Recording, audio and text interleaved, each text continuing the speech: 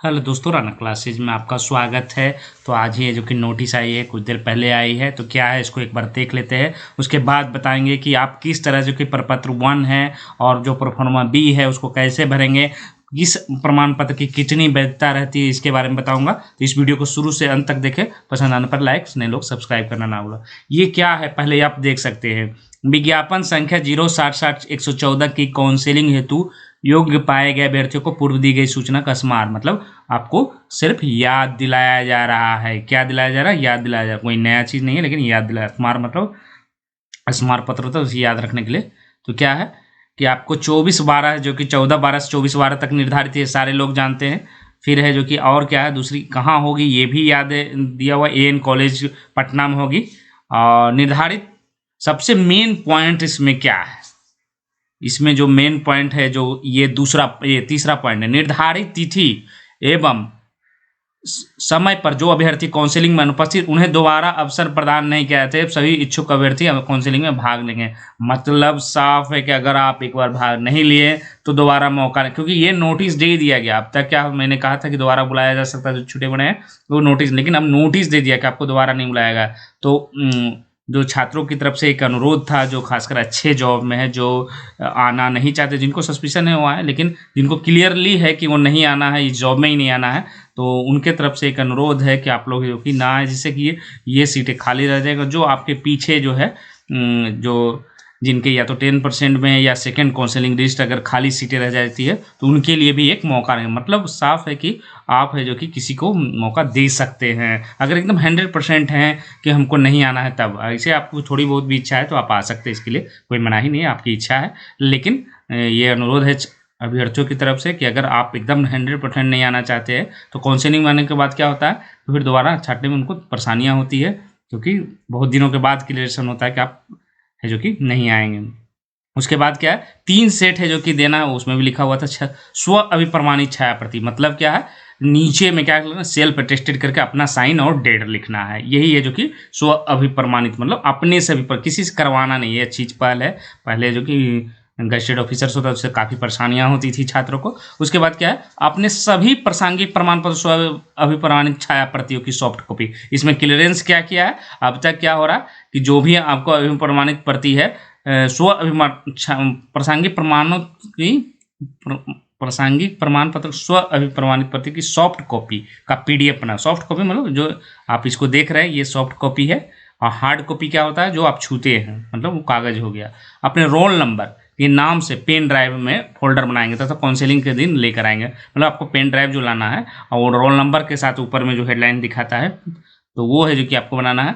और pen drive में संधारित folder को कॉपी कर लिया जाएगा और अभ्यर्थी को पेन ड्राइव वापस कर दिया। आपका यही नहीं कि पेन ड्राइव ही ले लिया है। तो ये आज के नोटिस 2-3 महत्वपूर्ण थे कि आपको दोबारा मौका नहीं दिया जाएगा। स्व अभिप्रमाणित प्रति जो आप साइन करेंगे उसका जो कि सॉफ्ट कॉपी बनाना है। ये बहुत सारे अभ्यर्थी पूछ रहे थे कि क्या करना है, तो ये क्लियरली कर दिया गया है। अब आते हैं जो असली समस्या है कि क्या इसके जो नोटिस हैं इसको देखते हैं कि आपको क्या भरना है। तो यहाँ पर आप देख सकते हैं। एक चीज़ और है मैं बताना चाहता हूँ जो काफ़ी आवश्यक, बहुत सारे लोग जो पूछ रहे थे कि पिछड़ा वर्ग तथा अत्यंत पिछड़ा वर्ग श्रेणी के आरक्षित उम्मीदवारों के लिए राज्य सरकार के अधिसूचित अंचलाधिकारी द्वारा निर्गत जाति प्रमाण पत्र जिसमें क्रीमी लेकर मान्य होगा। अनुसूचित जाति या अनुसूचित जनजाति श्रेणी के अभ्यर्थियों के लिए अंचलाधिकारी निर्गत जाति प्रमाण पत्र मान्य होगा। ये कहाँ का है, और ये जो है आपके विज्ञापन का भाग है, इसीलिए। और किसी में मैंने दिखाया था कि SDO लेवल का होना चाहिए, ये लेवल का होना, लेकिन अंचलाधिकारी का भी बना है नया। अगर राजस्व अधिकारी का तो वो मान्य होगा। तो ये एक चीज़ आपको क्लियर होगी। ये आपके विज्ञापन में जो CGA जो आपको इंटर लेवल जो आई थी विज्ञापन, उसका पार्ट है। मतलब आपको अंचलाधिकारी से भी बना है तो मान्य होगा। आपको SDO और अपर समाहर्ता ये सब बनाने के बाद, क्योंकि आपके विज्ञापन अगर नहीं मानता है तो क्योंकि ये विज्ञापन के अनुरूप ही होना चाहिए। ये क्लियर हो गया कि आपको अंचलाधिकारी से BC EBC या जाति प्रमाण वो भी मान्य हो, क्योंकि आपके विज्ञापन में स्पष्ट रूप से लिखा हुआ। इसलिए आप लोग बिल्कुल घबराने की जरूरत, आपको आगे बढ़ाने की कोई जरूरत, क्योंकि विज्ञापन के अनुसार होना है। अब आते हैं अगली कि क्या क्या भरा जाना चाहिए। और कुछ कन्फ्यूजन अभी भी है, 2-3 कन्फ्यूजन पर बना हुआ है कि DCA बहुत सारे लोगों ने नो किया है, तो फिर बोल रहे हैं को कैसे दिखाएंगे उसको। तो आप जो कि कंप्यूटर दक्षता के लिए बहुत सिंपल सर्टिफिकेट, अगर आपसे बड़ी है तो वो भी मान्य हो जाएगी कि चलो BCA में ये तो पढ़े ही हो, BCA हो, DC अगर नो भी किए हैं तो भी आप दिखा सकते हैं, इसमें कोई कंफ्यूज डीसीए दिखाइए बीसीए किसके लिए, कंप्यूटर दस्ता के लिए। डीसीए के कंप्यूटर दस्ता में भी डीसीए सिखा सकते हैं और वो जो डिप्लोमा इन है उसमें भी आप दिखा सकते हैं। तो इसमें कोई कंफ्यूज, दोनों में आप दिखा सकते हैं। अगर आपने नो किया है तो कंप्यूटर दस्ता वाला में आप दिखा भी देंगे तो आपको ऐसे भी सिलेक्शन, क्योंकि आपने नो भरा है फॉर्म में। उसी तरह बीसीए जो भी है आप कंप्यूटर दस्ता में आप लगा सकते हैं। उसके बाद कन्फ्यूजन है कि सबसे बड़ा कि क्या 2014 के पहले जो कि होना चाहिए, तो न्यूनतम शैक्षणिक योग्यता तो हर हाल में होनी चाहिए। क्या वांछित योग्यता और तकनीकी योग्यता भी उस समय कौन आयोग है जो कि वो अपने अनुसार सही कर रहा है कि लेकिन वैकेंसी जो कि डिले होगी, तो आप अगर नहीं है तो आप नया बनवा ले। बीसी ईबीसी की बार बार बहुत सारे लोग भारत सरकार की पूछ रहे हैं कि मेरे पास 2013 में भारत सरकार, अच्छी बात है 2013, लेकिन अगर नहीं है बिहार सरकार की तो आप एनसीएल न्यू बनवा, अगर बना लिए हैं तो आप संतुष्ट रहिए, यही आपके सबसे बेस्ट तरीका है और आपको कोई परेशानी उम्मीद है कि नहीं होगी। तो ये है 2-3 क्वेश्चन एनसीएल को भी लेकर, अगर नहीं है तो सीधे नया। बाकी आपको कोई भी प्रॉब्लम हो तो आप हाफी डिपीट करवा ले नोटरी से, क्योंकि अभी नोटरी से हो जाएगा, मजिस्ट्रेट में हो सकता है, और आपको बहुत ज़्यादा डर है तो आप मजिस्ट्रेट से करवा ले। अब बहुत सारे लोग को बताते बताते बहुत सारे लोग करने लगे हैं, तो कुछ कुछ परेशानी, स्पेस नेम गलत है, फादर्स नेम गलत है, तो इसको आप है जो कि हाफी डिपीट से करा, कुछ मतलब समय कम है, नोटरी में जाएँ और आपको सब चीज़ एक ही में लिखा रहेगा कि मेरा ये गलत है, ये गलत है, ये मैंने ये गलती भर दिया, फॉर्म में गलती भर दिया, मेरे सर्टिफिकेट में गलती, सब एक ही बार में लिखवा ले और निश्चिंत रहें। उसके बाद अब आते हैं ये जो वैधता प्रमाण पत्र है, यहाँ पर ये बिहार सरकार की है, ऐसा नहीं कि मैं दूसरे।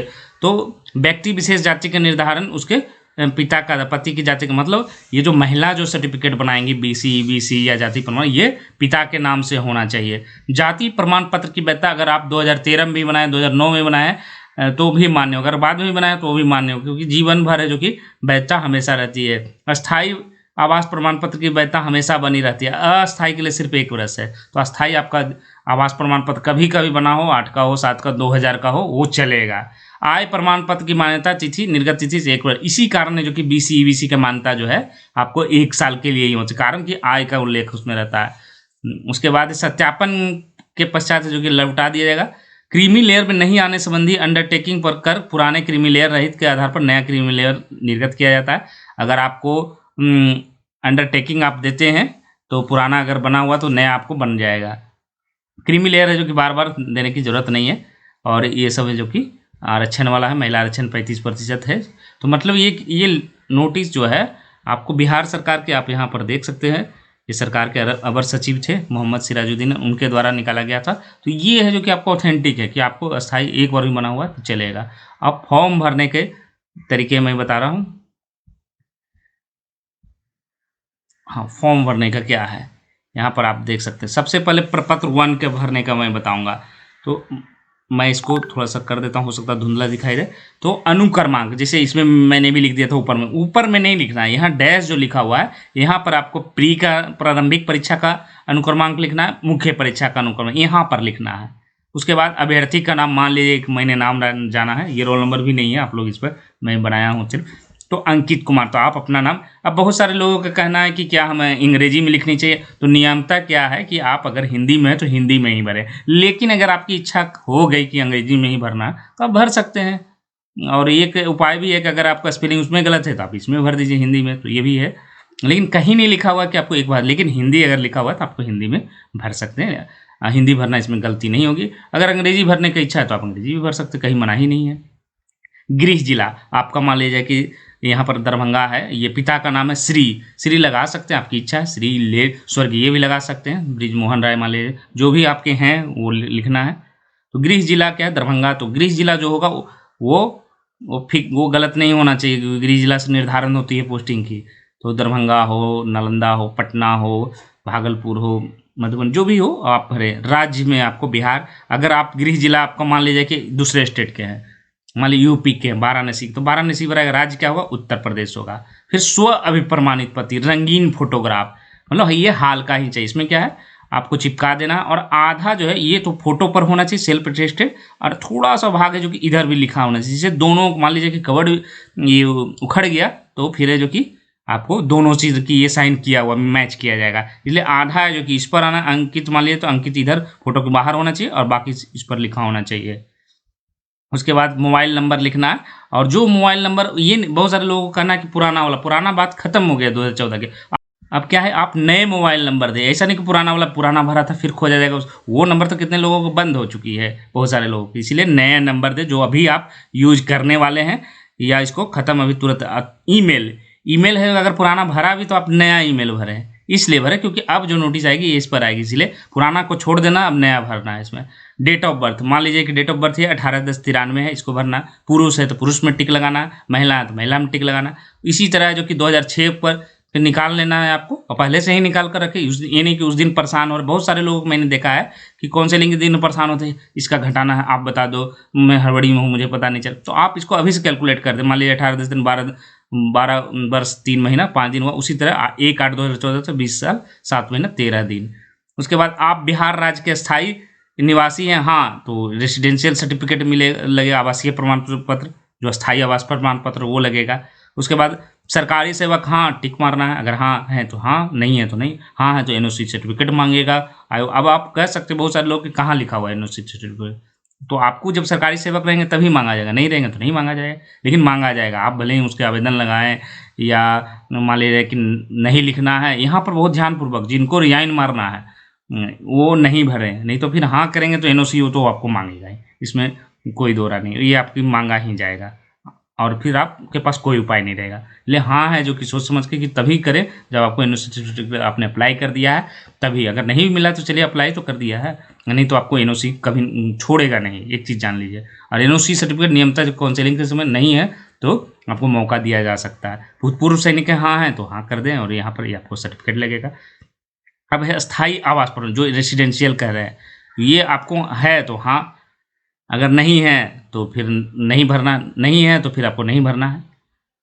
और जनरली बिहार के लोगों को तो बनाना ही चाहिए। मान लीजिए कि निर्गत करने 18/9/13 को हुआ है, और निर्गत करने वाले पदाधिकारी का नाम कौन, निर्गत मतलब जो साइन नीचे किए हैं, अधिकारी जो साइन, मान लीजिए उनके नाम राजेश कुमार है, अगर इच्छा है तो ब्रैकेट में आप अंचलाधिकारी जो भी हैं, मनार है, जो भी हैं वो आप भर सकते हैं। उसके बाद है कि 9वें में क्या है, जाति आरक्षण के लिए, जनरल के लिए भरना कोई ज़रूरी नहीं है। आपने आप जो कि आरक्षण वालों के लिए है कैटेगरी, आरक्षण कोटि, और जनरल वालों के लिए एकदम नहीं भरना है। तो जाति मान लीजिए यादव है, आरक्षण कोटि क्या है, बीसी है। और जो लोग गलत भरे हैं, सबसे बड़ा सवाल है कि जो लोग गलत भरे हैं उनका क्या होगा। जो थे उस समय जो थे वो बीसी थे, या जिनका चेंज किया गया है वो भरना है। तो ये भरना है आपको उस समय के अनुसार, आरक्षण कोटि जो है ये उस समय के अनुसार। अगर नया है तो आपको है जो कि मान लीजिए कि बीसी थे, बीसी पर आपका सिलेक्शन हुआ, लेकिन अभी ईबीसी है, बनाए सर्टिफिकेट है नहीं, तो आप नया वाला ही दे दें कि आप ईबीसी है। अगर पुराने हैं तो ये भर दें। निर्गत 13/11, और निर्गत करने पदाधिकारी तो अंचलाधिकारी हैं तो अंचलाधिकारी लिखें, एसडीओ हैं तो एसडीओ लिखें, अपर समाहर्ता तो अपर समाहर्ता लिखें। उसके बाद है जो कि क्रीमी लेयर प्रमाण पत्र, मान लीजिए ये सर्टिफिकेट नंबर हो गया, ये डेट हो गया, निर्गत तिथि, नाम है, मान लीजिए निर्गत करने वाले विभास कुमार या अंचलाधिकारी हैं तो उनका नाम लिख दें, और पद नाम ही लिख दें, पद नाम भी ब्रैकेट में लिख सकते हैं। ये जो है आपको भरना है। 10वां नंबर, समर्पित स्व घोषणा पत्र कब होगा, जब आपके 2014 के पूर्व के नहीं हैं, बाद में बनाए हैं, तो ये आपको समर्पित में टिक मारना पड़ेगा। और अनुसूचित जाति जनजाति अभ्यर्थी निर्गत द्वारा सक्षम प्राधिकार यहाँ कौन हो गया, क्लियरली हो गया, इसमें कोई कंफ्यूजन, अंचलाधिकारी का भी चलेगा, राजस्व अधिकारी का भी नया है तो चलेगा। उसके बाद दिव्यांग, दिव्यांगता प्रतिशत क्या है, तो ये आपको भरना है। तो ये सवाल हो सकता है कि अभी के अनुसार भरा जाए या पहले के अनुसार भरा जाए, तो जो विज्ञापन में है उसके अनुसार ही भरे, जो पुराना है उसी का सर्टिफिकेट पुराना ही मांगेगा, नया नहीं मांग रहा है। भले ही आपकी वो छोड़ दिया जाएगा, या सहानुभूतिपूर्वक विचार किया गया पहले भी और इस बार भी कर सकता हूँ, अलग बात है। दिव्यांगता से नहीं, अगर आप दृष्टि हैं तो यहाँ लिखे, दृष्टि मुक्त वही है तो यहाँ लिखे, अस्थि हैं तो यहाँ लिखे। दिव्यांगता प्रमाण वाले ये सर्टिफिकेट नंबर है और डेट दे देना है। ये हो गया।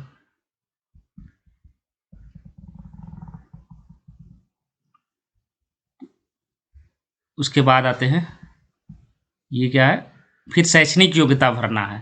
मान लीजिए मैट्रिक आपने 18/5/2011, ये संस्थान का नाम क्या है, BSEB पटना भर सकते हैं।